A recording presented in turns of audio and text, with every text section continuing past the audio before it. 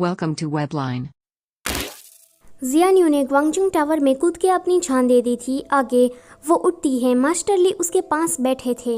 जियान्यू कहती है कि मास्टर ली आप भी मर चुके हो। तो मास्टर ली कहते हैं कि पागल लड़की ज़रा ध्यान से देखो, ये मोर्टल वर्ल्ड है। जियान्यू तो दंग रह जाती है कि वो पृथ्वी पर कर क्या रही है। मास्टर ली उसे कहते हैं कि तुम्हें सुसाइड नहीं करनी चाहिए थी, तुम्हें तो नेदर कोर्ट में भेजा जाता, पर लकीली तुम मुझे मिल गई। जियान्यू पूछती है कि आप कहना क्या चाहते हो। तो मास्टर ली कहते हैं कि मैं यहाँ पर फिशिंग कर रहा था, पर तुम अचानक से ही ऊपर से नीचे गिरती हुई आई तो मैंने तुम्हें बचा लिया। जियान्यू सोचती है कि अच्छा तो मैं नेदर वर्ल्ड से वापस आ चुकी हूँ और मैं जिंदा भी हूँ।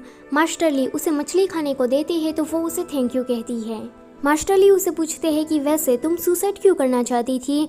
तो जियान्यू कहती है कि मैं अपने साथ फेरी लोटस को लेकर गिरी थी, पर जब मैं उठी तो मैं आपके साथ थी। बीच में क्या हुआ वो मुझे याद नहीं है। मास्टर ली कहते हैं कि फेरी लोटस, उसके अंदर इतनी पावर होती है कि वो पूरे वर्ल्ड को तबाह कर सके, चला सके। फिर तुम उसके कहर से कैसे बच गई, शायद तुम लकी होगी। जियान्यू कहती है कि मास्टर ली आप क्या मुझे माउंट माओ भेज सकते हैं। तो वो पूछते हैं कि क्यों। जियान्यू कहती है कि मुझे एक ताओइस्ट बनना है और स्पिरिट को पकड़ना है। मास्टर ली कहते हैं कि जैसी तुम्हारी मर्जी। अगले दिन मास्टर ली जियान्यू को माउंट माओ छोड़ देते हैं। जब वो रास्ते से जा रही थी तो उसके सामने कोई मिलता है। वो कहता है कि मेरा नाम ल्यूरेन है और मैं तुम्हारा सीनियर हूँ। मास्टर तियानी ने मुझे तुम्हें लेने को भेजा है। जियान्यू उसके साथ चली जाती है और यहाँ से ही जियान्यू की एक ताओइस्ट बनने की जर्नी स्टार्ट होती है। फिर हमें 2 साल के बाद का सीन दिखाया जाता है।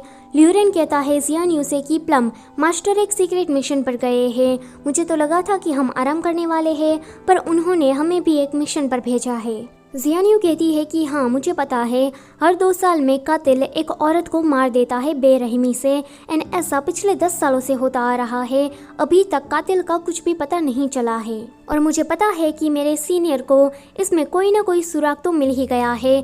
ल्यूरेन कहता है कि हाँ क्योंकि तुम्हारा सीनियर महान है। जियान्यू पूछती है कि क्या मास्टर ने इस केस की छानबीन करने के लिए आपको पैसे दिए हैं।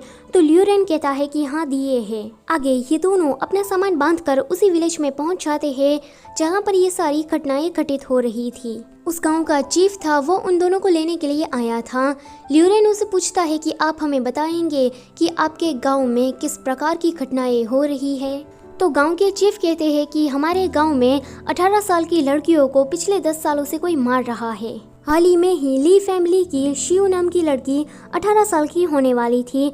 वो अपना 18वां जन्मदिन सिटी में मनाने के लिए जा रही थी, पर उसके अगले ही दिन उसका जो दिल था वो हमें बाहर निकला हुआ मिला। उसका पूरा शरीर भी भयानक लग रहा था। पुलिस भी कुछ भी पता नहीं लगा पा रही है। हमारे गाँव की शांति तो मानो जैसे चली ही गई है।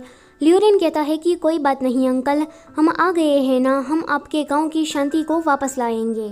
आगे वो दोनों शिव के घर पर जाते हैं।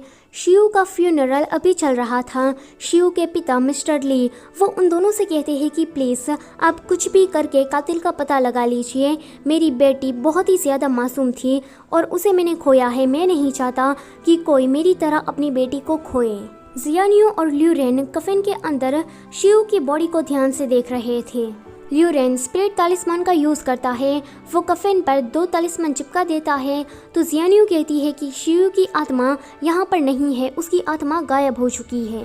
तभी ही वहाँ पर एक काली बिल्ली आती है। उस बिल्ली को देखकर जियान्यू को उसमें कुछ गड़बड़ लगती है। तो वो शिव के पिता से पूछती है। शिव के पिता कहते हैं कि ये बिल्ली शिव की थी। जियान्यू को उस बिल्ली के अंदर शिव की थोड़ी मेमोरीज दिखती है। तो ल्यूरेन उसे पूछता है कि प्लम तुम्हें क्या हुआ है। वो बिल्ली वहाँ से भाग जाती है तो ये दोनों उसके पीछे भागते हैं उस बिल्ली को पकड़ने के लिए।